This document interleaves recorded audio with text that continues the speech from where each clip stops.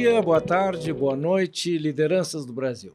Podcast Bastidores da Vitória entrando no ar. Hoje falaremos sobre marketing político, este conjunto de processos envolvidos na comercialização de alguma coisa ou de alguém, que pode ser publicidade ao vender um produto ou propaganda ao vender uma ideia, mas onde publicidade, propaganda, produto e ideia precisam estar unidos, alinhados, em uma só essência, num ambiente de autenticidade, para um meio coletivo em busca dessa essência. Eu sou Sérgio Zimmermann, arquiteto e urbanista, comunicador, consultor político e de empresas. Oi, gente, me chamo Martina Rodrigues, sou advogada e consultora política. Nosso convidado de hoje é consultor sênior e professor, graduado em comunicação social, com mestrado em administração e pós-graduado em marketing, com atuação marcante na atividade pública e privada, com mais de uma dezena de publicações. Coordenou a transformação da nossa Associação dos Municípios da Região Metropolitana, compôs a equipe que fundou o Programa Gaúcho de Qualidade e Produtividade, participou do desenvolvimento de pessoas para os grupos Gerdau, Souza Cruz, RBS, GM, Toyota e Ipiranga. Consultor sênior de mais de 100 organizações brasileiras, prefeituras e empresas. Bem-vindo a este espaço, Dr. Marcelo Beltrán. Bom dia, boa tarde, boa noite, é isso, né, Sérgio? Isso. Muito obrigado, Martina e Sérgio, pelo convite. Esse tema é um tema amplo, grande, complexo, variado, né? Onde a gente faz aí uma parte da transposição de conceitos do marketing para a política, né? Embora nem toda essa transposição seja factível, né? Mas uma boa parte dela é. E eu tô à disposição para a gente fazer uma conversa aí que seja do interesse, que seja do agrado, né? Que faça sentido para a audiência desse podcast. Marcelo, simplificando, né? O marketing não deixa de ser um conjunto de procedimentos e processos responsáveis pela comercialização de algo ou de alguém. Neste contexto, como definir o marketing político?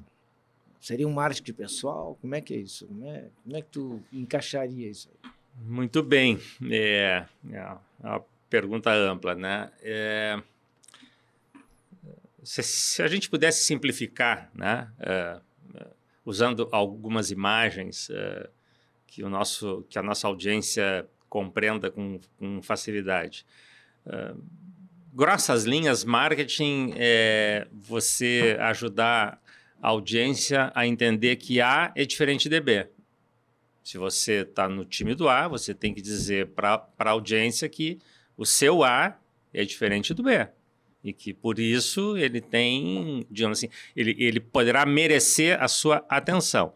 Se você é da equipe de marketing do B, você vai dizer que o seu B é diferente do A. Então, marketing trabalha com explicitação, né? Com explicitação das diferenças, né? Para quê? Objetivando um ganho.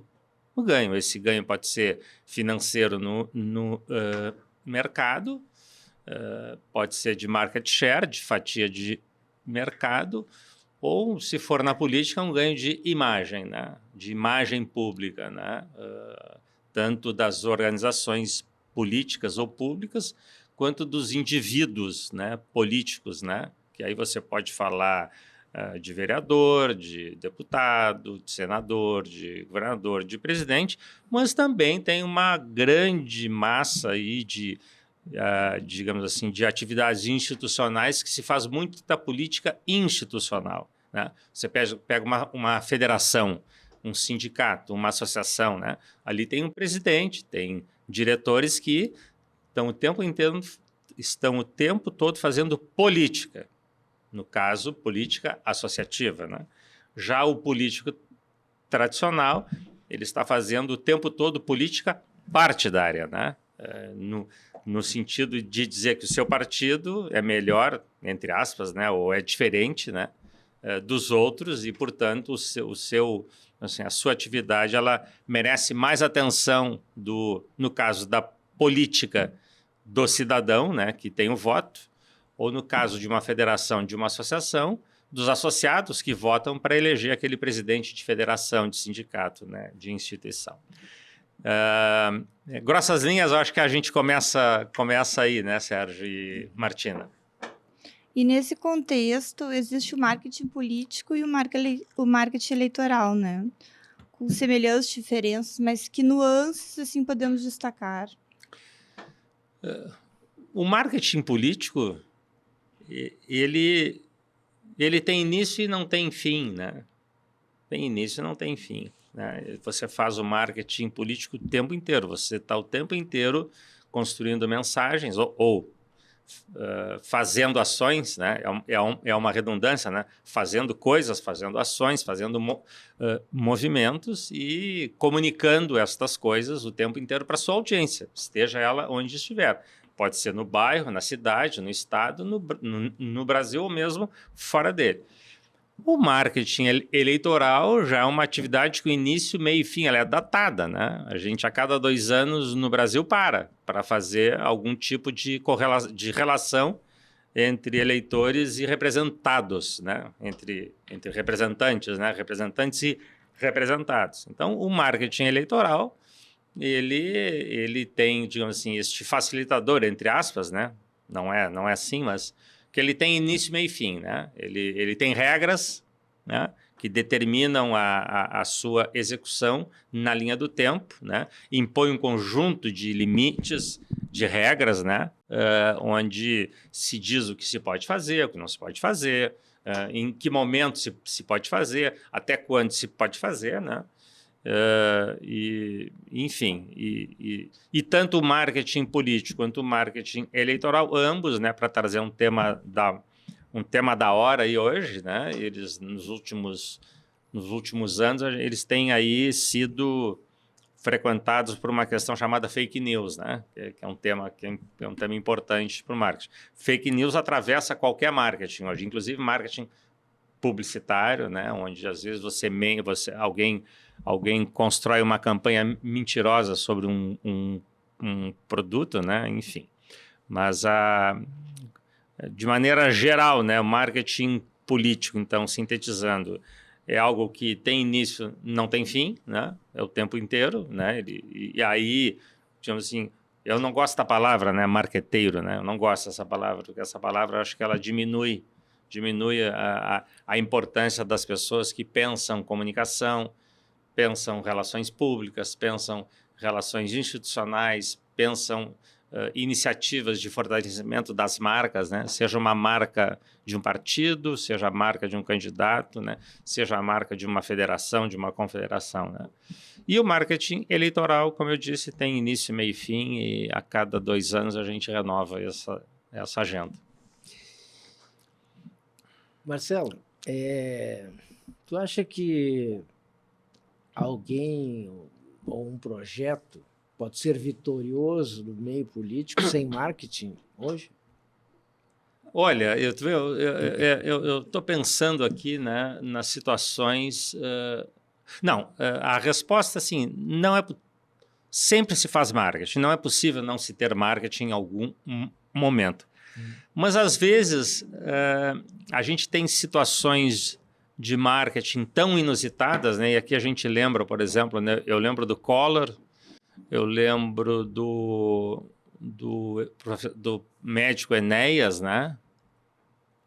O Collor saiu com 2% das intenções de voto, né? O Enéas marcou um pleito, né, com o seu modelo, né? Ele não tinha dinheiro, ele tinha a ele, né? E a gente pode dizer, em certa medida, o presidente Jair Bolsonaro, né? Que ele se construiu candidato em 4 anos, né? Eu acho que de 2012 a 2016 ele andou pelo Brasil e, enfim, construiu uma imagem pública, e ele era ele e os filhos, né? Então, sempre terá marketing. Às vezes é um marketing não projetado, não programado, um marketing absolutamente feito a facão, como a gente diz, né? Feito em cima da coxa, né? Mas sempre terá alguém, esse alguém tem uma mensagem, e essa mensagem tem uma forma de tramitar nas organizações, né? Certamente tem casos aí que eu poderia ter me preparado para essa pergunta e teria trazido aqui outros casos, né, muito surpreendentes, né, na política, cujo marketing foi feito de uma maneira totalmente não usual, né? O que é usual, né? Por exemplo, O marketing. Rigoto, por exemplo, é usual. Hein? O Rigoto. O Rigoto Também. tava lá embaixo. Ele estava, né? Embora ele era pertencente a um grande partido, o MDB, né? Mas ele estava sem votação, né? E ele fez um bypass, né? Ele passou ao lado de uma contenda, de uma disputa, e quando viu, ele estava ali, consolidado, né? Disputando, né? Então, assim, é um tema riquíssimo esse, né? De como o marketing não usual, né? Ele funciona em muitas vezes, né? E no que se refere, por exemplo, às cidades, né? Isso é muito mais frequente. Por exemplo, você pega vereadores, né? Que despontam numa eleição, né? Você não enxerga, mas de onde veio este ser, esta criatura, esta pessoa, de onde veio que fez tanto voto, né? Como é que ele veio, né? E aí você vai ver, tem marketing. Mas eu não vi o marketing, eu não vi em lugar algum, né? O campeão de votos da Assembleia Legislativa do Rio Grande do Sul era membro de uma bancada de um programa de TV diário, o Pampa Debates, né, aqui em Porto Alegre. Eu sei que nós estamos falando para o Brasil inteiro, né, Sérgio? Sim. Mas nós estamos na nossa aldeia aqui, Isso. né? E esse candidato fez mais de 200 mil votos, ou perto disso, né? E ele tinha um programa, eu casualmente assistia, né? Mas quando saiu a votação, eu disse, mas como? Será que foi no WhatsApp do programa? Ele fez uma rede? Como é que ele se comunicou? Eu não via cartaz dele pichar. Cartaz não existe mais, né? Vamos combinar. Mas eu não via aqueles pirulitos. Eu não via. Cavalete. Eu não vi em lugar algum. Eu não vi adesivo em carro, né? Então, veja como é o marketing político, né? Às vezes ele é invisível, né? E às vezes ele é muito visível, porque aí nas campanhas grandes tem o tempo de TV, então você tem tempo de TV, tem recursos do fundo eleitoral, que é algo altamente discutível para a renovação partidária, porque o fundo eleitoral em geral vai para os candidatos que já têm assento nas câmaras de vereadores, estaduais e federais, né? Então, ele é injusto para aqueles que querem renovar o grupo partidário, né? Mas, por outro lado, ele é justo com quem está trabalhando, né? Então, é uma discussão complexa, né? Tem vários lados, né? Mas enfim, é uma questão muito rica essa. E tu poderia dar, assim, algumas estratégias, umas pinceladas, umas estratégias de marketing político? Sim, vamos lá. Tem uma regra em marketing político que ela é inescapável, né? E quando as organizações, os partidos não entendem esse cânone, essa regra invisível, geralmente as campanhas fracassam, né? Que é o seguinte, esse candidato, ele tem um DNA, ele tem um rosto, mas não é só o rosto físico, ele tem uma alma, ele tem um espírito, né? Tem o corpo dele, que é o nosso corpo, né? O nosso rosto, a nossa envergadura, nosso físico, né? Mas ali dentro tem um ser humano e, no caso, um ser político. Esse ser político tem traços. E esses traços, em geral, eles expressam a verdade daquela pessoa, daquele ser humano. No caso de um político, ele tem traços políticos que expressam aquela figura, aquela persona política, né? Então, a primeira regra é obedecer a essa persona, né? É trabalhar com os dados de realidade. E não inventar uma pessoa em cima daquela. Exatamente, exatamente. Quando inventa, as chances são muito baixas. Então, esse candidato ele tem um jeito de pensar, ele tem valores, né? E quando ele estabelece uma relação comunicativa baseada na verdade dele, né? Eu não vou citar nomes aqui porque a gente incorreria aí, né? Mas estão aí à nossa volta todos, né? Em nível nacional, estadual ou local, né? Os políticos que a gente vê, né? E a gente viu agora fracassos rotundos no Brasil, fracassos gigantescos de políticos na Câmara Federal, né? Que o médico que foi ministro da Saúde na pandemia não se elegeu, a deputada federal Joyce Hasselmann não se elegeu, né? Tinha uma visibilidade imensa, uma votação estupenda, enfim. Então, indo um pouco mais adiante no tema que você trouxe, né? Das regras aí, né? Das lições, né? Obedeça o DNA do seu candidato. Ele tem um jeito, esse jeito, se você falsifica este jeito, não cola, não dá liga, não dá match, não dá crush, né? Entre o que você diz, você faz e o seu eleitor, né? Esta é a regra de ouro, tá? Outras regras, né? As pessoas têm uma história, né? E essa história tem que ser contada, né? Pode ser uma história no nível local da cidade, no nível da região, no nível do estado ou no nível do Brasil. Para contar esta história, é preciso digamos assim, alguma técnica, né? Histórias bem contadas, né, nos marcam a vida nossa, né, desde pequenininho, né? Todas as histórias que nos contaram, que fizeram sentido, né, histórias que tinham riqueza, né, que tinham, enfim, a verdade dos personagens, a gente guarda desde sempre, né? Então, políticos contam histórias, né? E essas histórias elas, dependendo de onde você está, se você está na cidade, está na região, no estado, elas têm configurações diferentes, né?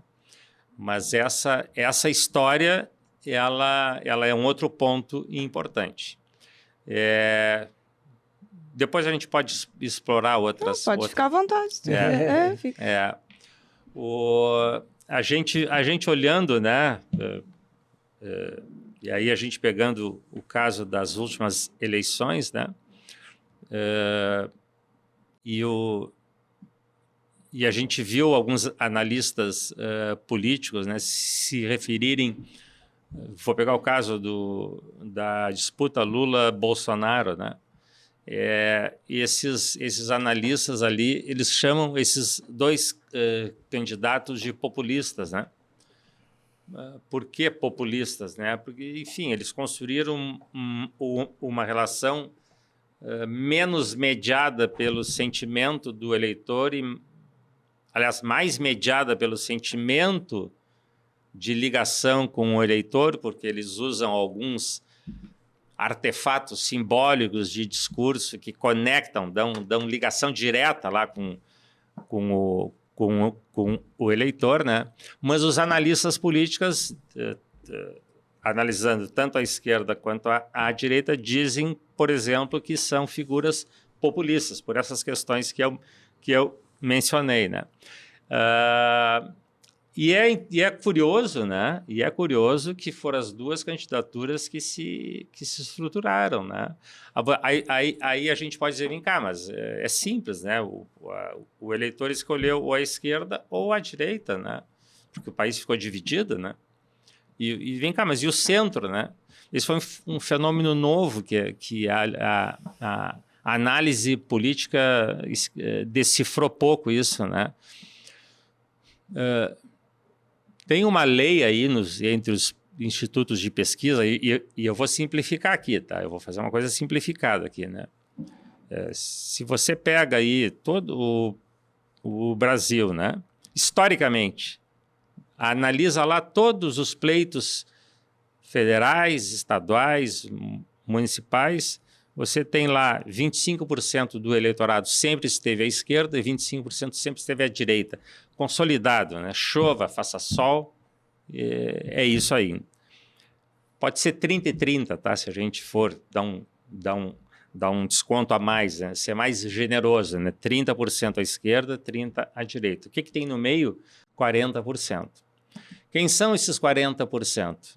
Em geral, eles estão lá nos institutos de pesquisa, mais ou menos classificados assim, tá? Não, pode até ser diferente, né? Mas eles estão em 2 grupos, de 1 a 3 salários mínimos e de 3 a 5. Ou seja, nós estamos falando da baixa renda. De 1 a 3 salários mínimos, nós estamos dizendo aí o salário mínimo está 1.200, né? Então, 1 a 3, nós estamos falando de quem ganha entre R$ 1.500 e R$ 4.500, depois o outro de 3 a 5, entre R$ 4.500 e R$ 6.000, R$ 5.000, né? Se tem uma renda familiar, isso dobra, se tem um filho que trabalha, né? Então, nós estamos falando de pessoas com baixa formação intelectual, e eu não estou menosprezando aqui, isso não é geral, assim, tem gente na base da sociedade que é muito inteligente, muito formada, mas na média, são pessoas que tiveram menos acesso a boas escolas, tiveram menos tempo de ler, porque tinham que trabalhar desde cedo, né? Então, são pessoas mais simples, né? Assistem programas de televisão populares, às vezes de mau gosto, né? Então, são pessoas que têm uma formação educacional menor. Então, são essas pessoas que decidem as eleições no Brasil há décadas. Decidem em Porto Alegre, decidem no Rio Grande do Sul, por mais que nós queiramos dizer que o nosso estado é mais politizado que os outros. Então, quem fala melhor com este grupo vence as eleições. É assim. Né? Estou abstraindo aqui o fato de eleições não corretas. Tá? Esse seria o voto oscilante. O voto oscilante. Esse é o voto... Não ideológico. Exatamente. Ele vota porque está empregado, ele vota porque melhorou a rua, ele vota porque conseguiu fazer um curso, ele vota pela esperança, né? Ele porque vota... prometeram picanha. Exatamente. E outras coisas mais. Então, quem fala com esse grupo? Né? Quem fala com esse grupo? E se a gente vai analisar as eleições, pega Porto Alegre, pega agora o Estado, né? Daqui a 2 anos tem eleição de novo nos municípios. Né? Quem fala com esses grupos aí é quem vence a eleição. Marcelo, com o crescimento das redes sociais, né, hoje se fala muito em marketing digital.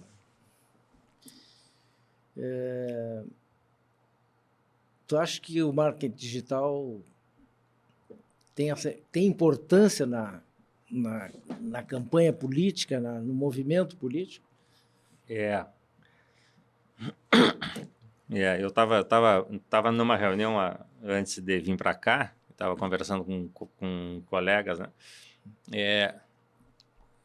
A gente está sendo varrido por uma onda de tecnologia inimaginável. Né? Eu estou prestando atenção agora numa coisa chamada ChatGPT. Não sei se vocês já pararam para ver isso, eu aconselho que vocês vejam. É um sistema, você coloca uma pergunta, escreve uma pergunta e ele te devolve 3, 4 parágrafos absolutamente estruturados, absolutamente, digamos, completos naquele universo. Ou seja, ele não é o Google que te busca informação. Então, isso é inteligência artificial. A inteligência artificial ela está aparecendo para nós nesse 23º ano do século XXI que a gente está, né? De maneira não prevista, né? Eu estou muito impactado com o que eu estou vendo, né? Para vocês terem uma ideia, assim, eu sei que eu vou falar de um tema que não é usual, né? Mas eu vou falar porque é o que eu vi ocorrer nessa história do ChatGPT. Eu fiz uma pergunta, eu estava conversando com um amigo de São Paulo, mais velho que eu, que é muito estudioso de tecnologia. Ele me falou na ferramenta, eu disse, olha, eu já ouvi falar, disse, quer dar uma brincadinha? Eu disse, só vamos, faz uma pergunta, e qualquer pergunta que tu queira fazer. E eu sou uma pessoa que eu escrevo, eu sou jornalista, embora não exerça há muito tempo, mas eu modestamente domino os rudimentos básicos dessa coisa chamada escrever, né? Aprendi, estudei muito para aprender isso. E eu fiz uma pergunta, porque que eu vou perguntar? Tem uma poetisa mineira chamada Adélia Prado, uma poetisa fantástica, e eu me lembrei dela e eu disse assim, a pergunta é, qual é a temática dominante na poesia da Adélia Prado? Olha a pergunta que eu fiz para ele, mandei para ele pelo WhatsApp, ele jogou no ChatGPT e me devolveu um segundo, 2, 3 depois, colou lá e copiou. Tinham 2 parágrafos completos sobre a Adélia Prado. Não foi mão humana que fez isso. Foi eu nem sei se eu posso chamar isso de software. É um processo de inteligência artificial. E eu li aquilo, eu conheço um pouco da obra dela, disse, nossa, está completo. Não tem uma elaboração sofisticada ali. E, puxa, né? E eu fiquei impactado, né? Fiquei impactado. Eu disse, olha, tá um pouco pobre, mas para uma máquina ter feito isso. Então, eu estou voltando à tua pergunta, Sérgio. Sim. Né? Marketing digital e marketing político. Né? A gente tá vivendo hoje variáveis tão complexas da questão da inteligência artificial que, sim, o marketing digital será não só apenas, não estou falando em redes sociais, tá? Sim. Isso está dominado aí, né? Isso está aí. Não sei que futuro vai ter isso, né? Mas a gente está diante de uma coisa muito nova e que, sim, o marketing digital aí, entendo eu, a minha percepção, que ele vai estar se complexificando cada vez mais e abrindo janelas novas com marketing político pela quantidade de conhecimento que vai estar sendo produzida no marketing digital. A gente, vamos dizer, nesse desenvolvimento aí, a gente vê que hoje uma coisa comum é tu, por exemplo, entra no Instagram, tu tá ali vendo os feeds e tal, dali um pouquinho vem uma propaganda de um sapato, vamos dizer. Pô, interessante sapato, aí tu vai ver a outra cor ali e tal, te interessou um pouquinho, aí tu passa 30 dias recebendo sapato de tudo que é cor, de tudo que é modelo, tu vê que quer dizer, não deixa de ser uma inteligência artificial isso, né? Porque, na verdade, aquilo lá, de alguma forma, sistematiza o que tu está procurando, o produto. Que aí tu já está trazendo, né, Sérgio? Tu já está trazendo outro tema, né? Que eu vou associar... Quer dizer, tu tá trazendo uma outra questão que eu vou associar à proteção de dados, né?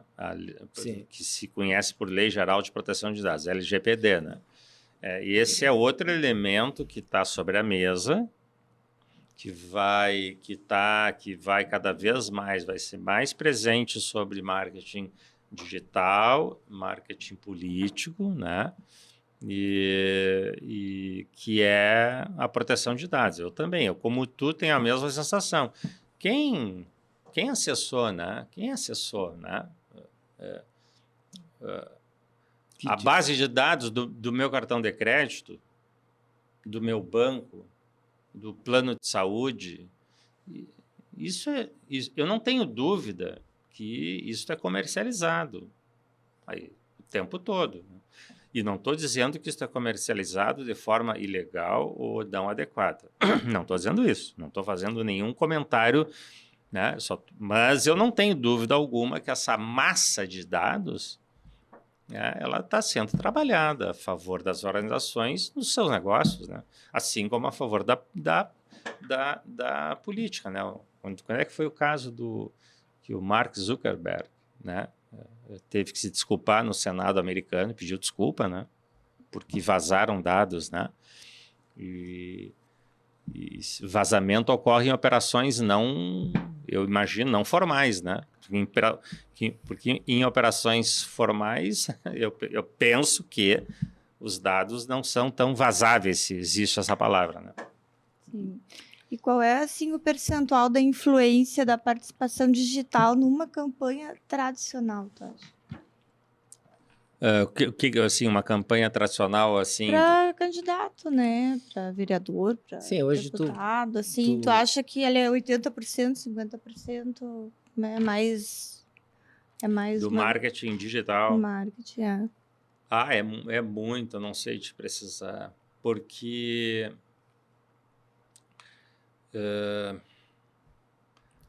a campanha tradicional, vamos chamar a offline, que não é mais offline, por exemplo, a campanha do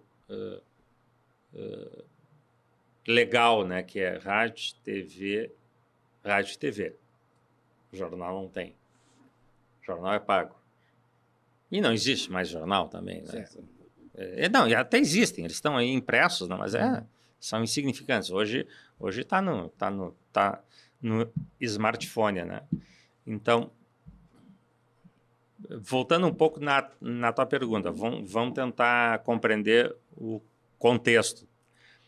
A campanha oficial de rádio e TV, qual é a importância dela? A importância dela não é no horário usual das 7h30 da manhã, das 12 horas e das 7h30 e das 12 horas no rádio. E TV, eu acho que é meio-dia, 12 horas, e à noite, às 20 horas, tá? É isso todos os dias, durante 40 dias mesmo, 35 dias, ou 30, não sei, mas de campanha são 45 e uma parte disso é... Esses horários usuais, eles são irrelevantes para uma campanha eleitoral. Por quê? Porque tu bota no Spotify, tu sai do rádio, tu sabe que vai dar na TV e no rádio em tal horário, se tu não é afim, tu sai, né? E a grande maioria não se desconecta, eu suponho. O dia que está a importância da campanha tradicional, a importância dela é que ela te pega nas mídias onde tu estás navegando, né?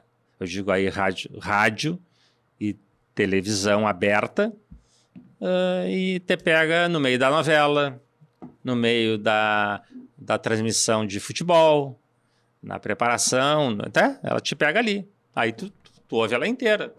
Tu tá ouvindo uma transmissão de futebol. E agora vamos aos comerciais da política. Te pegou, tu não vai sair do rádio que tu tá ouvindo o jogo, né? Vai sair do rádio. Aí que ela é importante.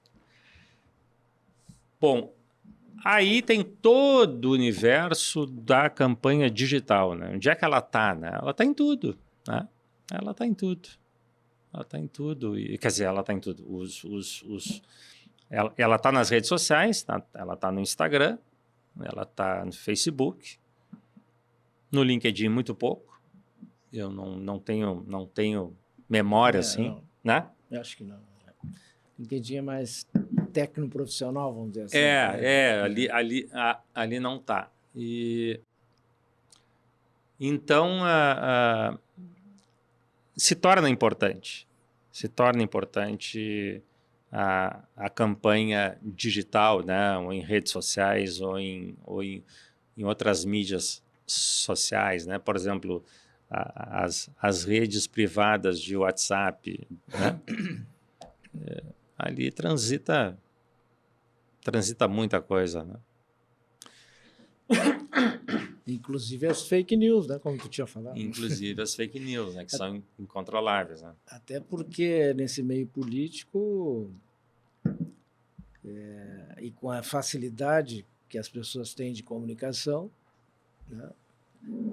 Eu gero uma notícia e boto lá e, enfim, aquilo até que não seja combativo passa a ser uma verdade, né? E fica solto por aí, né? Claro, né, que cada candidato, aí, voltando para o marketing eleitoral, né, a campanha política no marketing eleitoral, cada candidato tem o seu segmento, né? E, por exemplo, o voto de classe média, o candidato ele tem um único esforço. Ele tem um esforço de uma única vez entrar em contato com aquele eleitor de classe média, e se a mensagem que esse candidato tem para ele fez sentido para esse eleitor, ele não precisa fazer mais nenhum esforço, né? Eu vou dar um exemplo. É ruim dar exemplo, tá? É ruim dar exemplo. Mas eu acho que seria bom. Mas é porque a gente pode ser injusta. Pô, mas tu não Sim. falou dos outros. Eu vou pegar o caso também aí mais fácil do Van Hatten, do Marcel Van Hatten, né? Ele tem um voto ideológico consolidado. Vou pegar outro exemplo, Camozzato, né, para pegar um, né? A Luciana Genro, Osmar Terra, vou pegar exemplos de todos os partidos, para ninguém ficar chateado aqui, né? Aquele voto, né, num grupo social, né, tu pode dizer que ele está consolidado, né? O candidato não precisa fazer mais nenhum esforço, salvo manter informação com ele. Agora, quando você vai para o voto popular, as coisas ficam muito mais complicadas, né? E por isso que quem ganha ali nas majoritárias ganha a eleição majoritária, não na proporcional. Proporcional é um jogo de segmentos, né? Há muitos anos eu trabalhei com uma pessoa muito conhecida no futebol, que era o professor Rui Carlos Ossner. Eu trabalhei com ele há alguns anos, né? E comecei na política em Porto Alegre, assim, mais da militância com ele. E o Rui era uma coisa muito interessante, era uma pessoa muito inteligente, uma voz maravilhosa, né? Era um comentarista de futebol de mão cheia, talvez o melhor que o Brasil tenha produzido em rádio, né? Na área do futebol. E ele ia para a Copa do Mundo, ele voltava eleito. A Copa do Mundo era em junho, mesmo ano das eleições. Mas por que ele voltava eleito? Bom, porque ele era brilhante. Ele era inteligente, articulado, ele fazia voto na classe média e fazia voto popular no estado inteiro. Tu olhava as urnas, tu abria, são milhares de urnas, né? Não, agora eu tinha este número, né? São milhares de urnas eleitorais no estado. Ele voltava eleito, né? Fazia uma campanha, aparecia, né? Então, assim, a gente teve dezenas, centenas de casos de candidatos que vieram da mídia, né? Vieram do esporte, da televisão, especialmente dessas duas áreas, né? Muitos tiveram sobrevida, né? Por exemplo, o caso do Cassiá Carpes, né? Cassiá foi jogador do Grêmio. Foi do Inter também? Não, Sérgio. Acho que não foi, né? Foi do Inter, né? Foi do Grêmio. Esse é um candidato longevo. Sim. Né? Agora, tem candidatos que entram uma vez e saem de cena, assim como na televisão. A gente já teve candidatos com alta votação numa vez só que davam o tempo nas televisões. Lembram disso, né? Um tempo. Previsão do tempo. Olha que espetáculo, né? Mas não se mantiveram, né? Não tiveram. Não se vai. Salvo se tem um projeto, tem uma âncora, né? Aí, assim, se você é um candidato com notoriedade, as suas causas, o seu propósito, as suas bandeiras são menos importantes. Se você não é um candidato notório, né, de alta visibilidade, aí você pode ter um segmento, né? Você pega um segmento, aprofunda nele, cria âncoras com esse segmento, e esse segmento te carrega. Você tem casos de sindicalistas bancários, de sindicalistas de engenharia. Estou me lembrando de alguns, Sim. a minha memória é muito ruim, mas eu não quero dizer os nomes deles para não cometer injustiça aqui. Então, são os candidatos chamados orgânicos, né? Eles têm uma relação orgânica com a sociedade, né?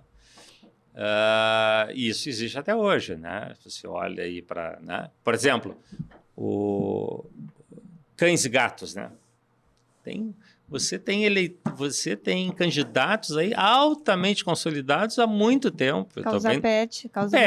Causa animal. Isso, estão entre os mais votados sempre no nível da Câmara de Vereadores, no nível da Assembleia Legislativa, Câmara Federal menos, né?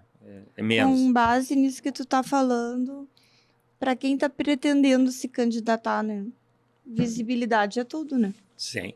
E como começar? Se você tem uma causa, né, e sai da causa para a política, é fácil, a causa te leva.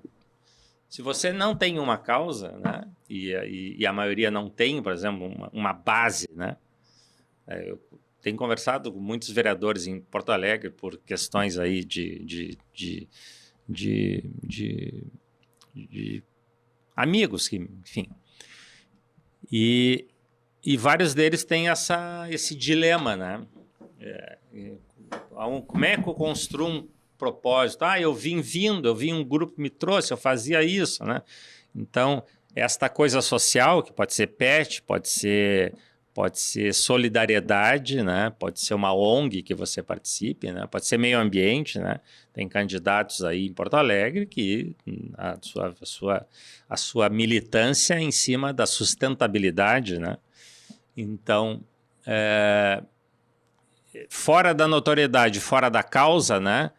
Tem um ambiente aí, né? E aí, bom, aí tem que ter técnica, né, para fazer isso. Aí o marketing político tem técnicas, né? Algumas nós já falamos aqui hoje, né?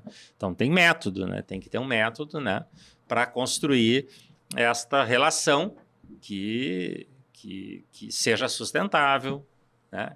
Que seja uma história contada, né? Que essa história tenha fundamentos, né? De modo que o eleitor, quando esteja perto dessa pessoa, seja apresentado a ela, tu falasse uma palavra que eu anotei aqui na tua primeira fala, sobre alinhamento, né? Vamos falar no marketing, alinhamento do produto com o preço, com a promoção, com a distribuição, né? Os 4 P's lá, né? Tem outros alinhamentos, alinhamento de discurso, alinhamento de propósito, alinhamento visual, alinhamento, né? Tu tá alinhado com o teu público. Construindo uma persona. É o nome que se dá hoje. Que não pode fugir muito da tua natureza, né? Não pode inventar uma persona. Tu não pode inventar. Não pode inventar. Tu pode melhorar a tua, né? Mas não... Senão fica uma caricatura, né? Daí o público não vai se ver representado naquilo ali. Mas em algumas vezes, a gente falou no caso do Collor, ele inventou uma persona para ele, ou o marqueteiro inventou para ele o caçador de marajás. Né? Aí aquilo ele pegou. Entendeu? A persona chegou junto com ele, chegou criada junto com ele, ou logo em seguida, um pouquinho antes, mas foi ali que construíram, né?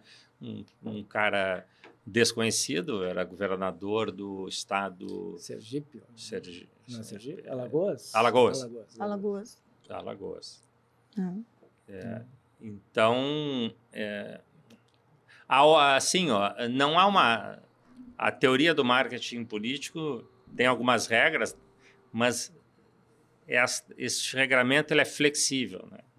Tu não pode dizer que tem que acontecer A, B, C, D e E, né, para tu ter sucesso ali, né? A ordem dessas coisas que tem que ser feitas, algumas delas nós já falamos aqui, ela é relativa, né? Ela depende do ambiente, ela depende do contexto. É que cada eleição tem uma onda, né? Sim. Aí tem muitos candidatos que vão naquela onda e acabam se elegendo sem conteúdo político nenhum.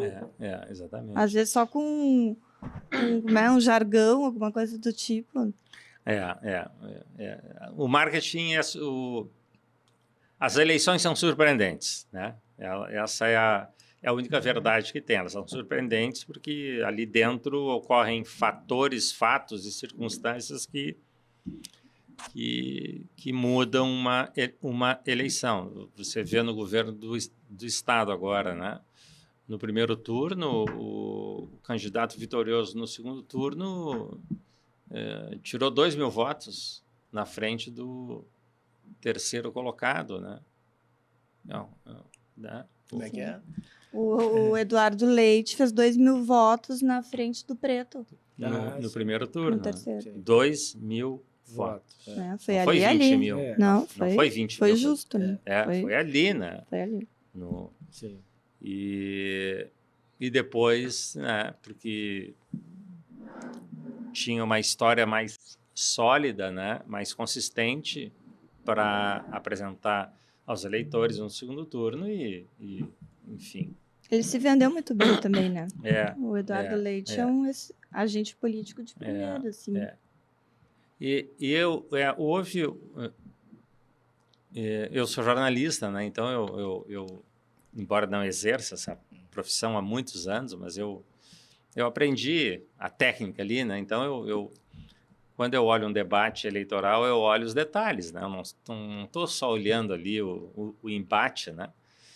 E houve uma circunstância, né, que é interessante, né? Isso se tornou, isso na política apareceu bastante, tem aparecido no Brasil bastante, né? Essas circunstâncias que precisam ser entendidas e compreendidas. E o que eu vou falar aqui não é com juízo de valor, de bom e mal, certo e errado. Eu estou fazendo uma análise de uma circunstância que eu presenciei. No último debate eleitoral do segundo turno, o último, se não me engano, foi na RBS. No primeiro intervalo, então os debates têm intervalo, era entre o Onyx e o Eduardo, né? Aí deu intervalo e eu estava acompanhando na rádio. Não sei por que eu estava acompanhando na rádio, estava a imagem ali. Lembro. Eu estava vendo na TV e fui para a rádio porque eu sabia que tinham comentários no intervalo que eu tinha curiosidade, que eu sempre tenho, né? Porque ali eles falam coisas que a TV não mostra. E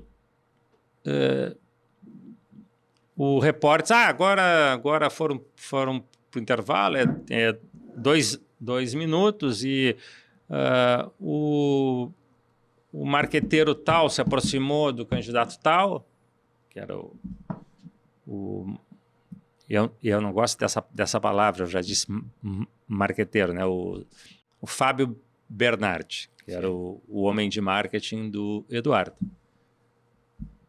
Foi lá próximo do candidato Leite, e a esposa do deputado Onyx se aproximou para falar com ele. Foram fazer naqueles 2 minutos, fazer a assessoria, né?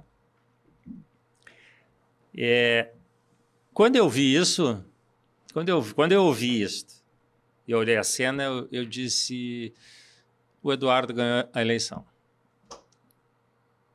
Aí tu vai dizer, mas preconceito mas o Marcelo vem aqui no nosso podcast, preconceito com a mulher, preconceito com isso, Não, porque ela não é do ramo, ela não, a esposa, e eu não estou falando, vê bem, eu estou falando uma questão eminentemente profissional. Né? Deve ser uma boa pessoa, correta, deve ser uma mãe amorosa, ele também, deve ser um pai amoroso.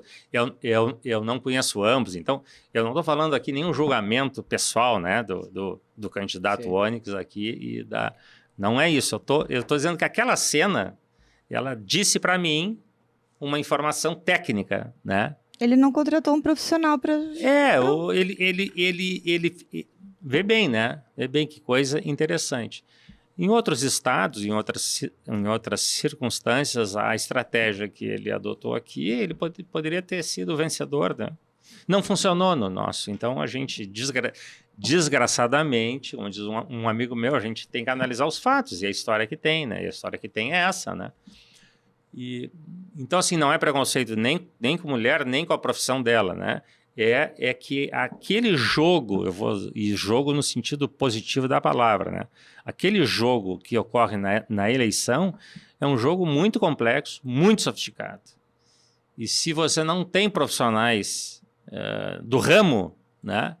Você tende a sofrer mais que os seus adversários, né? Porque, né, é uma questão muito... mexe com elementos subjetivos, invisíveis de cada eleitor, de cada cidadão. Como eu disse, a minha memória é muito ruim, mas algumas coisas eu guardo, né? O Fernando Henrique se reelegeu, foi o primeiro candidato da era da redemocratização que se reelegeu, se não estou enganado. Ele ganhou a primeira eleição no primeiro turno, as duas no primeiro turno. E o Fernando Henrique contratou o Gonzaguinho, não é o Gonzagão nem o Gonzaguinho, ele contratou um sanfoneiro, quer dizer, a equipe de marketing do Fernando Henrique, que eu não lembro agora qual era, e o símbolo do Fernando Henrique era 5. Ele tinha 5 ações, 5, tinha a mão dele aqui 5. Educação, não sei o quê, não sei o quê. Eram 5 itens. 5 itens. E aí o jingle da campanha do Fernando Henrique era absolutamente maravilhoso. Maravilhoso. Tanto é que eu guardei. Eu não vou cantar aqui, tá? Mas canta, pode cantar. O verso era assim, ó: está na minha mão, na tua mão, na mão da gente, fazer de Fernando Henrique o nosso presidente. Nossa, muito bom. Uma poesia maravilhosa e cantada por um sanfoneiro com aquela música nordestina, com a sanfona. E eu disse, ganhou a eleição. Deu simplicidade a um candidato complexo, porque ele era muito conteúdo. E com aquela voz e uma melodia, né? Quem estiver nos ouvindo, bota lá, jingle da segunda campanha do Fernando Henrique, vai ouvir. Depois aqui vai se encantar com ele. Então tem elementos simbólicos, né, que escapam do racional, né? Então, os marqueteiros, os profissionais que conseguem acessar isso, né, que nem sempre é fácil, né? Às vezes nem eles conseguem, às vezes é um estalo E para tu ver, se a gente volta para Bolsonaro, pega a campanha dele, é a não campanha. Mas será? A não campanha, não tinha jingle, não tinha nada. Não tinha jingle, mas aquela história de o Bolsonaro botando leite condensado no pãozinho, claro, como ele é simples, exatamente. Aquilo é marketing. Claro que é. Não, aquilo, eu vou te dizer, aquilo é a verdade dele apreendida pelo marketing. O marketing foi lá e aprendeu aquilo e trouxe. Ele faz aquilo. Mostrou. Claro que ele faz aquilo. A primeira entrevista em cima de uma prancha de snowboard. O leite condensado faz parte daquela mesa, ao natural, né? Tava ali. O celular, o outro segurando a prancha, o outro não sei o que. Deram um ar de simplicidade. Então, assim, a não campanha, né? Por isso que essa questão do marketing, né? Quem vem trazer regras assim, tem que fazer... Não é assim, né? Mas também é assim, mas não é assim. Eu estou dizendo aqui para o nosso ouvinte aqui, né? que entenda as regras, conheça as regras, mas saiba que tem caminhos, né, que são insondáveis às vezes e que precisam ser aprendidos, né? Tem que pensar no todo e não só deixar uma coisinha, porque... Exatamente. Tem que, de repente, tirar do produto, às vezes, o próprio marketing. Né? Exatamente. Achar, né? Achar nele, né? Achar esta narrativa, né? Marcelo, eu queria, nós falamos de inteligência artificial e tal, mas eu queria vir para o barro agora aqui. Né? Vamos baixar aqui o troço e vou dizer assim, o que tu diria para aquele jovem ou para aquele cidadão comum lá que tem um sonho de interagir na sociedade, que tem um sonho de crescer e conquistar um espaço, né, político, né, sobre o que ele tem que saber basicamente na questão de marketing, né, nessa questão de se vender, né? Como é que a gente podia dizer para essa pessoa? Ele lá no básico, lá no chão, lá no barro. Né? Uma pessoa que nunca vai ter condições financeiras, de repente, contratar uma consultoria, mas tem a vontade de entrar na política, por exemplo. Tá, então assim, ó, vamos combinar aqui, nós não estamos falando, eu vou usar o exemplo. Nós não estamos falando agora do Marcel Van Hatten, do Vitorino, da Luciana Genro. Não estamos falando dessa pessoa. Não. Nós estamos falando de um jovem... Do seu Silva. Que quer ser vereador em Cacimbinhas do Oeste, não sei. Tá. Em geral, para essa pessoa aí, né? Então, ele necessariamente tem um território, né? Ele tem o que eu vou falar aqui não é nessa ordem, tá? Vou trazer alguns elementos aqui, né? Então, ele tem que ter um território. Por quê? Porque ele não é esta pessoa ampla. Sim. É uma pessoa micro, né? Então, ele tem que estabelecer relações sólidas de entendimento do território dele, né? Ele tem que estabelecer relacionamento, né? E certamente já tem, né? Mas ele tem que estruturar este relacionamento, né? Este território ele tem que ser capaz de mover ele para algum lugar, né? Vocês viram agora, né? Vou usar o exemplo, né? Porque sempre que possível, vários exemplos. A bancada dos vereadores de esquerda na Câmara de Vereadores é muito interessante, assim, muitas mulheres negras, né? Mulheres da periferia, né? E tem uma bancada sólida lá, claro. A bancada de esquerda não é grande o suficiente para evitar que o prefeito atual passe os seus projetos principais, as suas pautas, né? Ele tem conseguido fazer o que se chama hoje da base aliada. Mas, voltando para o grupo ali, então, dessa bancada de esquerda, ela era anônima na cidade anônima para nós, né? Mas lá na Restinga, extremamente articuladas. Então,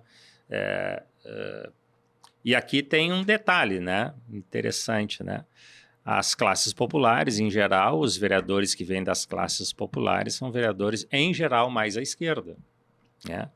Como que nos traz um pensamento equivocado que, então, se é pensamento de direita, é que tem grana, né? Hoje a gente viu que não é mais isso, né? Hoje tem negros gays de direita, tem negros gays de esquerda, tem conservadores com grana, conservadores sem grana, né? Então, a gente hoje está deixando para trás esta coisa, né? Mas, né, se você vai olhar a bancada de esquerda em Porto Alegre, ela é ou é orgânica, ou seja, tem relação muito consistente com a sua base, ela representa, ela está ligada, né, com a base, ela está ligada com a associação de moradores, associação de pais, com as escolas, com as creches, com isso, então ela vem, tá? Então esta pessoa construiu uma história com esse grupo, né? Então, se você é desconhecido para a cidade, né? Mas você tem um lugar que você atua, o caminho natural é estabelecer vínculos sólidos com esse território. Você é invisível, não está na vila, mas está num bairro de classe média, mas enfim, mesmo tema de casa, né? Você é um pequeno comerciante, é varejista, você é de uma ONG, né? Então, tem que trabalhar. Então, aí não entra a mídia digital. Não. Aí entra o conteúdo da pessoa, a pessoa em si. Sim, mas se tu pega, né, que digamos assim, hoje, o número, eu não quero chutar aqui o número, né, o número de celulares, smartphones, né, a diarista lá de casa, né, que vai lá toda semana, ela vai faxinando a casa. É um apartamento em número de quartos, né? Ela vai andando com o celular dela na mão, né? Não que ela fique olhando o celular, não dá para limpar banheiro e usar celular, mas está ali, né? Porque ela recebe mensagens, ela tem que dar retorno, né? Então, e ela é uma diarista, limpa, né? E as pessoas não ganham pouco hoje, elas trabalham muito, né? Trabalham muito. Então, não é porque você está num território popular que você não pode estar conectando por mídias sociais, redes sociais, ou ter uma interlocução com a digitalização da comunicação, né? Então, dá para ter, é possível, né? E tem caminho para isso. Marcelo, na verdade a gente falou um pouco assim, né, sobre essa questão então, da construção, né, de uma imagem, de uma ideia. E acho que te deixo livre agora aqui para as tuas conclusões finais, o que tu gostaria de dizer aí, nós passarmos então para o final aí do nosso programa. Muito bem.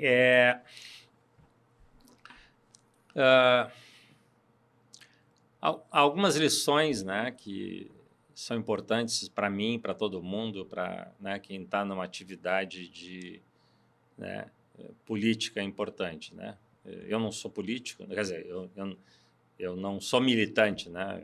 Eu até tenho as minhas preferências, né? Mas eu posso dizer que eu sou uma pessoa que pensa coisas sobre, eu vendo conhecimento, eu vendo inteligência, né? Não que eu venda coisas muito inteligentes, mas eu vendo conhecimento, né? Eu sou consultor. Então, a inteligência, o conhecimento é o melhor ponto de partida para qualquer processo humano, organizacional, né? Os japoneses, né, que trabalharam, que desenvolveram para o mundo a qualidade, né, no pós-guerra, não sei se vocês lembram, né, os americanos explodiram o Japão com 2 bombas e depois botaram seus melhores quadros de produtividade e qualidade dentro do Japão, qualificando o operário japonês. É uma coisa maluca, né? Eu vou lá, te arrebento ao meio e depois eu vou lá, te ajudo. E os japoneses ensinaram para o mundo muitas coisas, muitas coisas. Uma delas ao contrário dos latinos ou dos brasileiros, né, que gastam 20% planejando e 80% executando, os japoneses gastam 80% do tempo planejando e 20% executando. Então, inteligência, conhecimento, né? A política precisa disso. Tem uma parte lá que é invisível, é subjetiva, é intuitiva, é lá, né? Depende do talento da criatura, né? Depende do talento, né? Da competência humana dele para estabelecer relações, que é isso que a política faz. Então, a primeira lição, eu acho que a única que eu deixaria, assim, que é a minha lição, né? Eu não estou ensinando para os outros, eu estou dizendo o que é importante para mim. É inteligência. Inteligência é conhecimento. Então, estude. Não custa caro, né? Pesquise, leia, né? Tudo hoje nesse mundo que a gente vive, é uma história que se conta, né? E a política também tem esses elementos, né? Então, invista em conhecimento. Invista em conhecimento, né? Tenha humildade para aprender, busque os mais aptos que você, né? Eu tive a felicidade, né, em toda a minha vida, felicidade que eu tive. Eu sempre trabalhei com pessoas mais inteligentes que eu, sempre, minha vida toda, sempre. Tive essa sorte, né? Tem gente que não tem esta sorte, ou esta busca, né? Eu sempre trabalhei com pessoas, mas há muito mais inteligentes que eu. Muito. E eu aprendi muito, eu perguntei muito, eu fui muito atrás, eu fui, né? Então, este é o, digamos para mim, é a lição que qualquer pessoa pode ter que está querendo iniciar uma trajetória política, né? Reflexão, conhecimento, pensamento, né? E a partir daí você começa a expandir. Muito bem, Marcelo. Foi, olha, uma aula para nós aqui tu nos traz aí sobre essa questão de como conquistar espaços, né? Sem dúvida, é uma boa síntese dessa conversa, porque a arte do crescimento, a arte de crescer, né? É isso aí. Marcelo, muito obrigado. Nós queremos te agradecer a tua disponibilidade de estar aqui nessa sexta-feira, no meio de um feriadão, né, conversando com a gente, o que nos honra muito, teu conhecimento, a tua experiência. Isso soma muito aí para nós e para todos aqueles que estão nos ouvindo. Muito obrigado de coração pela tua participação conosco. Eu que agradeço. Um abraço aos ouvintes. Podcast Bastidores da Vitória, semanalmente trazendo a voz da empresa de consultoria e assessoria para candidatos parlamentares, gestores, lideranças, ativistas, todos aqueles preocupados com a cidadania e os destinos políticos do Brasil. Então venha com a gente, siga este canal, curta, compartilhe e deixe seus comentários em nossas redes sociais. Vitória Consultoria Política Limitada, inovando pela liberdade. Bom dia, boa tarde, boa noite. Até semana que vem, Lideranças do Brasil.